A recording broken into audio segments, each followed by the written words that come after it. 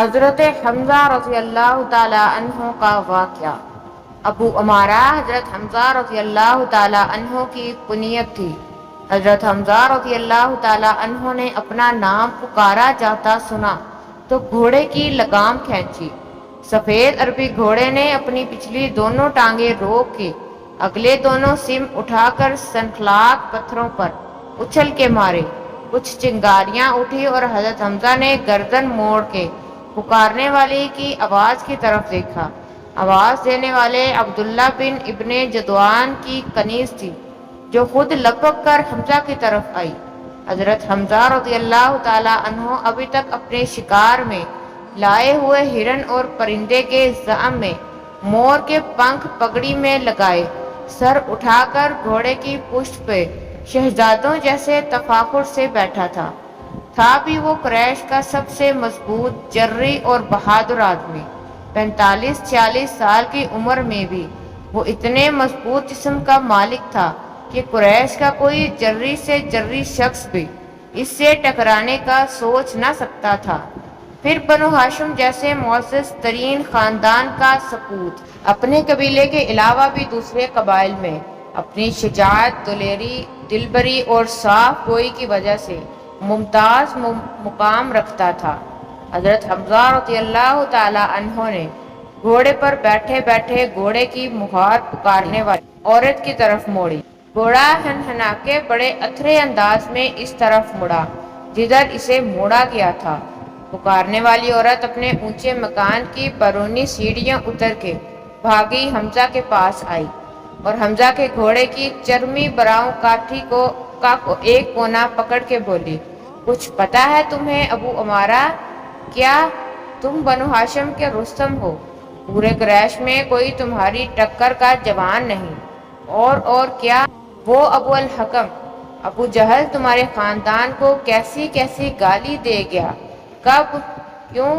وہ تمہارا بھتیجا ہے نا، الامین صادق صلی اللہ علیہ وآلہ وسلم، سچا یکتا ایماندار۔ ہاں، اسے اسی جگہ پر ابو الحکم ابو جہل نے گالیاں دی، جو منہ میں آیا بکتا رہا۔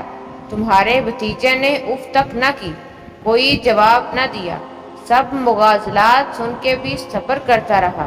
کیا تم بنو ہاشم کی یہ عزت رہ گئی ہے جو ایرا غیرہ تمہارے معزز ترین فرد کے لیے بکواس کرتا پھرے، اور تم جنگل سے ہرن مار کے پرندے کو لٹکائے پھرتے رستم قریش ہاتھ پر ہاتھ رکھے بیٹھے رہو؟ حضرت حمزہ رضی اللہ تعالی عنہ کے چہرے پر ببر شیر کا چہرہ آ گیا، سر سے پاؤں تک جیسے جسم کی کسی بجلی کے کوندے سے لرزا۔ اس نے گھوڑے کی لگام زور سے کھینچی، ایک طرف موڑی اور گھوڑے کی پسلیوں میں پاؤں مارنے سے پہلے بولا، کہاں ہے وہ اس وقت ابو جہل؟ حرم کی طرف گیا ہے اور وہیں بیٹھا ہوگا۔ گھوڑا حرم کی طرف بجلی کی سرعت سے مڑا، راہ کے پتھروں سے گھوڑے کی سموں سے چنگاریاں نکلی۔ پلک جھپکنے میں حمزہ صحن کعبہ میں تھا۔ دیکھا کعبے کے صحن میں خانہ خدا کے دیوار کے سائے میں حتیم کے پاس منڈلی لگائے ابو جہل بیٹھا ہوا ہے۔ منڈلی میں بیٹھے سبھی قریشیوں نے سر پٹ بھاگے چلے آئے گھوڑے پہ حمزہ کو دیکھا اور حیرانی سے اپنی گردنیں لمبی کر کے اس کی طرف تکنے لگے۔ کسی اندرونی خوف سے ابو جہل بیٹھا بیٹھا اٹھ کھڑا ہوا۔ اگلے ہی لمحے حمزہ گھوڑے پہ سوار ابو جہل کے سر پر پہنچ گیا، کمر پر ہاتھ بڑھا کر کمان اتاری اور ابو جہل کو للکار کے قریب بلایا۔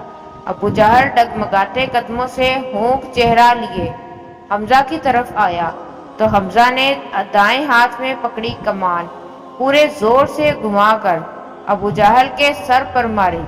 ابو جہل کے گول پگڑی اتر کے دور جا گری، کمان کی انی اس کی کنپٹی سے ٹکرا کے لہو کی لکیر بناتی اس کی داڑھی کو رنگتی ہوئی گردن تک آ گئی۔ ابو جہل گر گیا۔ سیدنا امیر حمزہ رضی اللہ تعالی عنہ اچھل کے گھوڑے سے اترے اور بولے، تیری یہ مجال تو میرے بھتیجے الامین کو گالیاں دیتا ہے، میں تیری گردن اڑا دوں گا۔